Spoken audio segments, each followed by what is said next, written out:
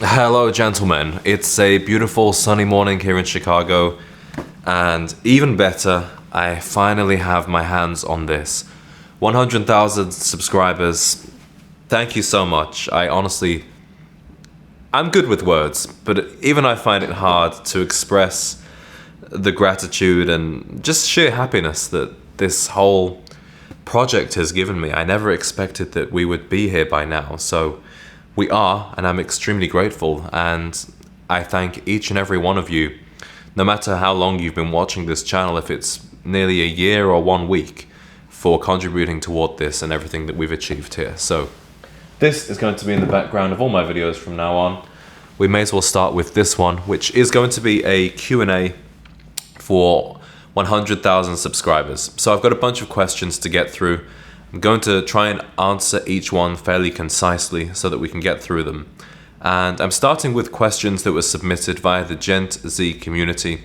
If you're not aware of the community, it's a private network where we have discussion forums. Twice a week there is a live video call with me. We have a pre-selected topic and we discuss, share our opinions on that. And of course you can privately message me anytime. So we're going to start off with a question by Justin. What is your position on a gentleman having the ability to dance? I think dancing is an absolutely fantastic pursuit for any man or woman, especially the more social styles like salsa, swing, tango. Personally, I'm not dancing very much right now. I've taken lessons and classes in the past, but I think it's an absolutely fantastic idea and I highly encourage anyone who's interested to take it up. Kai, how do you deal with negative people who want to fight you? If you mean physical fighting, I have to say this doesn't happen very often. I much prefer to avoid places that tend to be violent and aggressive, and if people are that way, I diffuse the situation calmly. If you're talking about negative people who want to fight me with words or argue with me, well, I'm not adverse to confrontation, and I enjoy the debate and I welcome any challenges. Harold says, favorite movie, favorite book, favorite drink. Favorite movie, maybe this one will surprise you. I'm actually going to say Scarface. Favorite book would be, I was trying to think of books that I've read the most times, reread the most times. Wuthering Heights actually might be my favorite book. I also really love Roald Dahl's works of adult fiction. They tend to be short stories, but the compilations of those like Switch Bitch or Kiss Kiss, I really like.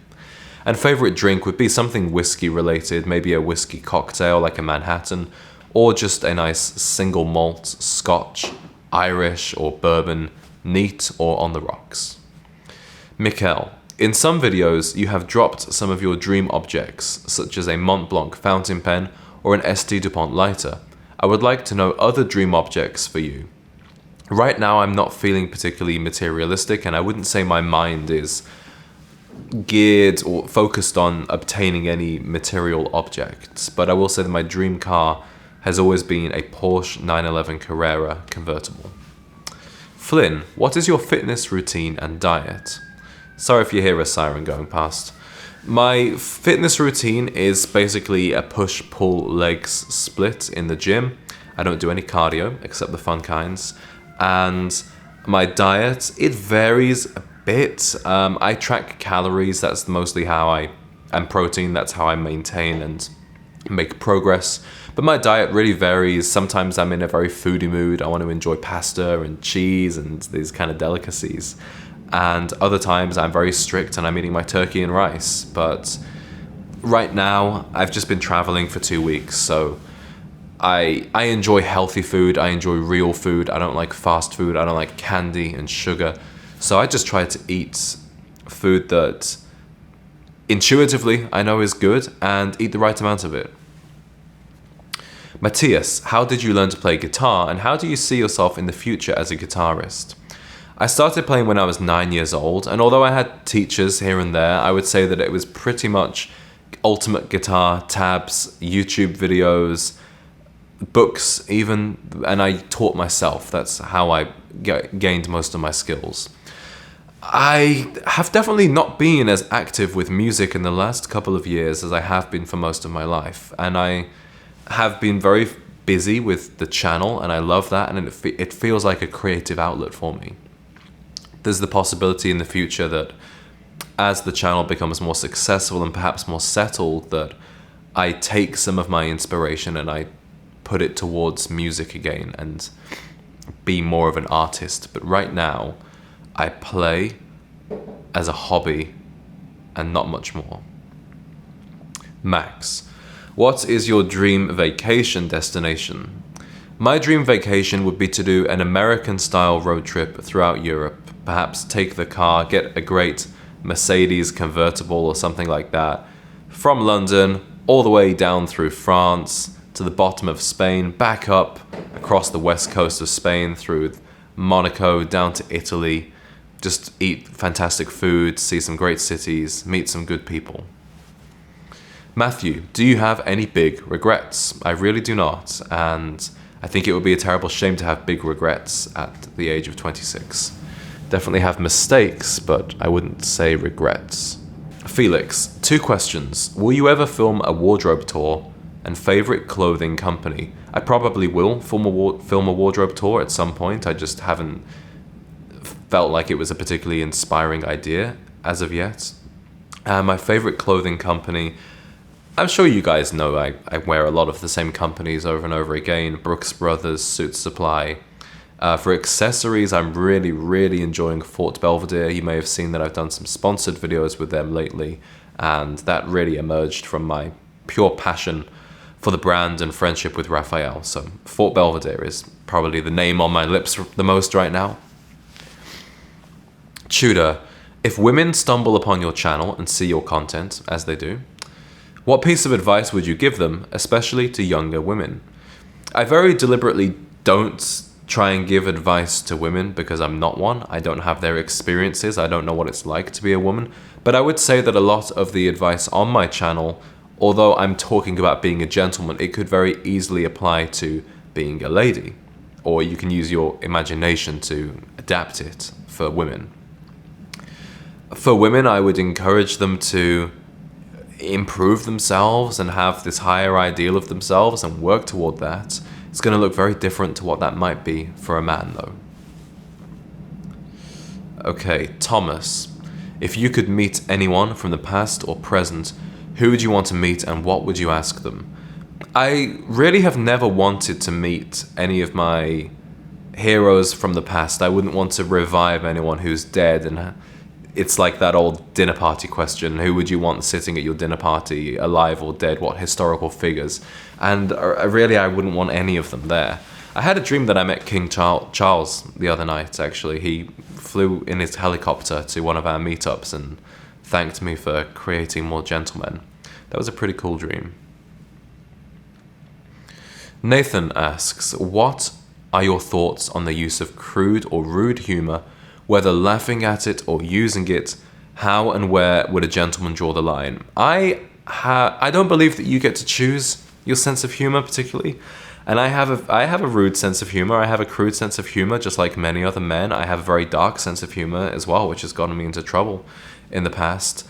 I think from that I've learned that there's a time and a place for things and that you have to know your audience. And that definitely applies when it comes to rude or crude behavior. There are many circumstances in which you might find something funny, but it's not the right thing to say, and being funny is not the paramount objective in every scenario. Moises, I think I'm pronouncing that correctly, forgive me if I'm not. What plans and expansions can we anticipate to see for the community and YouTube channel? Great question. Well, in the community, I'm working on some video courses, which will be like a more structured version of my YouTube channel. Right now, I'm just editing a course all about style. So if you're kind of at the beginning of your style journey and perhaps you're a teenager or you're a young man or an older man and you just don't know where to start, it's going to make it very simple for you. For the channel, my plans for expansion,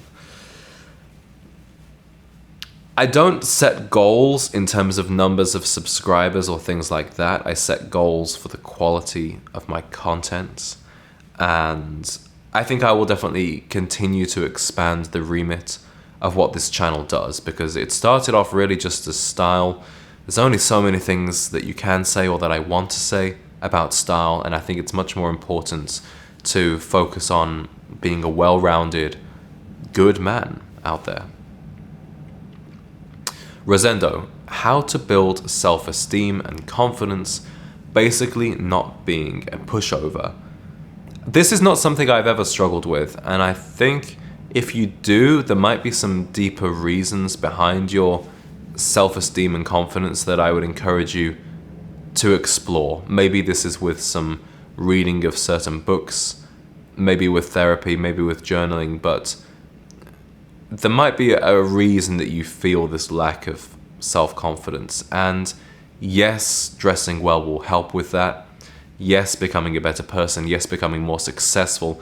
But one thing I've learned is there are men out there who are in their 50s and have an absolute ton of money and a Ferrari in the garage, but they still have cripplingly low self-confidence and esteem. So look at the foundations of that one, would be my advice. Isaac, what are your thoughts on casual dating and hookup culture?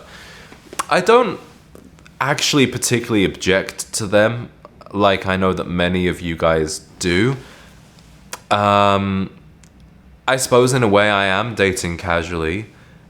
I'm not specifically only dating to marry, although I'm becoming more and more open to that idea.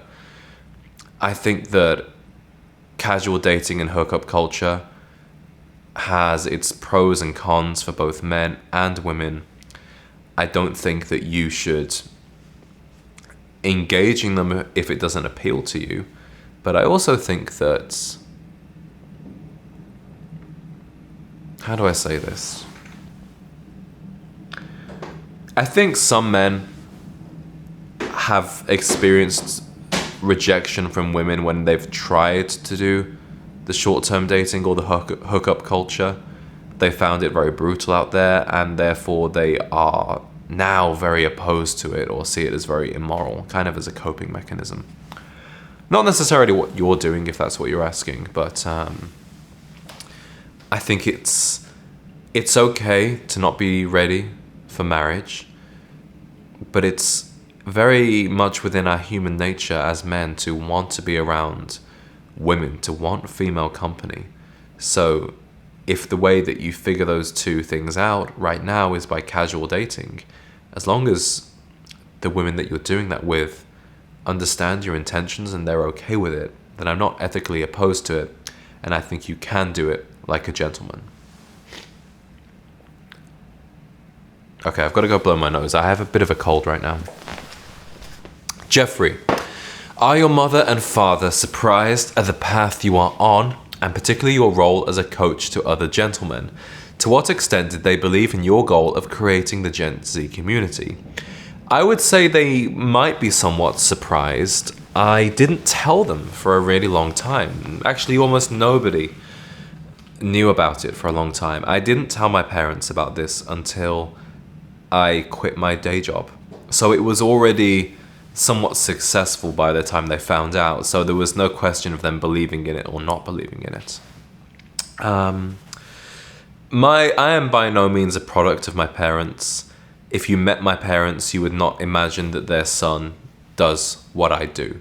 So yes, they might be surprised in an extent, but they've also seen me on this path for many years. So to use my skill set, my more journalistic skill set, to produce something like this along the lines of this passion that I have, then no, they probably wouldn't be surprised about that. Brad, what topics or business ideas are you excited to explore with the Gen Z platform now having a larger audience? I would like to get back into the podcasting. I did a series of podcasts with a bunch of guys who are also YouTubers in the men's lifestyle space. And I would like to expand that to interview a much wider variety of guests. The problem with the podcasting is I don't particularly like doing it remotely. I don't think it works very well remotely. And right now I do not have the budget to fly out to people all over the world. But that's something I would like to expand in the future. Gabriel, fame can often lead to a change in one's personality. Have you thought about how to handle fame and stand by your values even when you reach 1 million subscribers? I haven't thought about it too much, to be honest with you. One thing that I like about this channel is that I'm setting a standard for myself with everything that I do, everything that I produce. I'm setting an expectation of the man that I present and the man that I encourage you to be is the man that that's the standard I'm holding myself to. So the bigger the channel becomes, then probably the more pressure that is.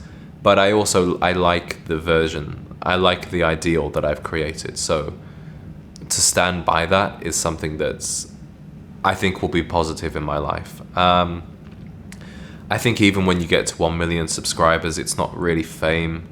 You're not really famous. I think you get recognized and things like that, and that started happening to me much before I thought it would. But the people that come up to you only come up to you because they like you. So far it's been a positive experience, but I'm aware that as it keeps on going and going, then there might be some more challenges along the way. Luckily enough, I have mentors now in my life that I think can help me with that part. John, you've done a lot to inspire and guide your community in both fashion and lifestyle. In what ways has your community inspired you? My community inspires me to keep doing what I'm doing because within the community, numbers turn into people. 100,000 subscribers is great, but I can't picture their faces. I don't know about their lives. Whereas in the community, I do. And I get to see what a positive thing this channel is for people and the change it's making. And what really inspires me is just knowing that there are other men out there who share my values, who share this ideal for the man that I want to become. So the more people there are out there like that, the more empowering it is, both for me, but also for the people who are in the community or people who are just watching this channel. I'm sure if you've watched this channel from quite early on, you found it very encouraging to see it grow because it's not me that's growing, it's the ideas behind it. And I start to see videos on YouTube now, or even whole channels, and I think they're kind of like copying what I do, to be honest. But it's good because it means that the ideas are growing, the ideas are becoming more popular, not me, which is what I want. Jason, if you could resurrect one of your influences from the past, who would it be? Kind of as I said earlier, I wouldn't want to bring anyone back from the dead. I think a big influence for me is Cary Grant, and there's something, Cary Grant lived to quite an old age, but there is something to be said for people sometimes die at the right time. It's like those old rock stars. The ones who died at 27 are always a bit more immortalized and cool than the ones who go on to be 80 and they're still playing the show on the walking stick on stage. So I really would like to leave the past where it is, but I suppose if I were to maybe go back in time myself and be in that world, then yes, Cary Grant is the person that I would most like to meet. Okay, I'm going to finish up with a few questions from the YouTube. If you didn't get your question answered, I apologize, but I don't want to make this video 3 hours long. If you would really like to get it answered, then I will absolutely make time for you. Just join the community and give me a DM. My DMs are completely open in there. All of you who are members will testify that I spend a lot of time in there talking to people, so I would be very happy to answer your question and maybe answer a more personal question than you wanted to ask within YouTube. So, this question is from rcab.an06. Hi James, I'm really liking this gentlemanly content of yours.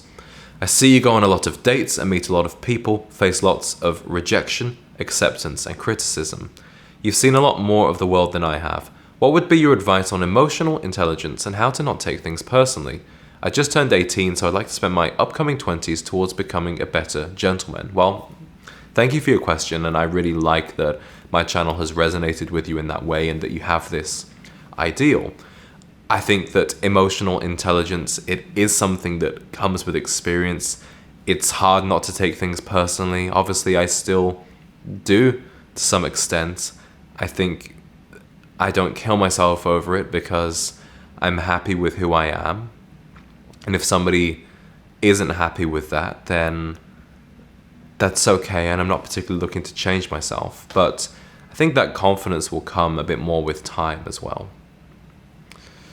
And then we have a question from James, who clearly wrote this question shortly after our meetup in London. He said, "Great event last night, James. Lovely to meet you. How do you balance your family and friends' relationships when you decided to move to America? Was that a difficult transition? Do you feel any guilt for leaving? Thanks." Good question. I don't have any contact with any friends from the UK anymore. We simply have lost touch over the years, and we are in different places in our lives, and I'm okay with that, and I like the friends and the social group that I have now. Family obviously is a different matter. That's a bit more difficult. My parents actually moved to Spain gradually over the last few years, so they definitely weren't ones to say anything about guilt, when it comes to emigrating, and they totally understand. And I think they would say that they'd rather me be happy away than unhappy closer. And we speak a lot. I make it a priority to call them, and that's how we maintain it now. And I just went back and we had a wonderful time together. World of Masters 123 says, how do you initiate hand-holding with a girl you like? Pretty simple. As Jim Morrison said, you got to take her by the hand and make her understand. So that's the questions for today's video. Thank you very much for submitting them. I hope you enjoyed hearing my responses. Thank you again for this beauty, which is taking pride of place in my apartment and will do for a very long time. And if you want your question answered and I didn't get time, the link is down below to join the community, and I'll see you guys in the next video. Thank you very much.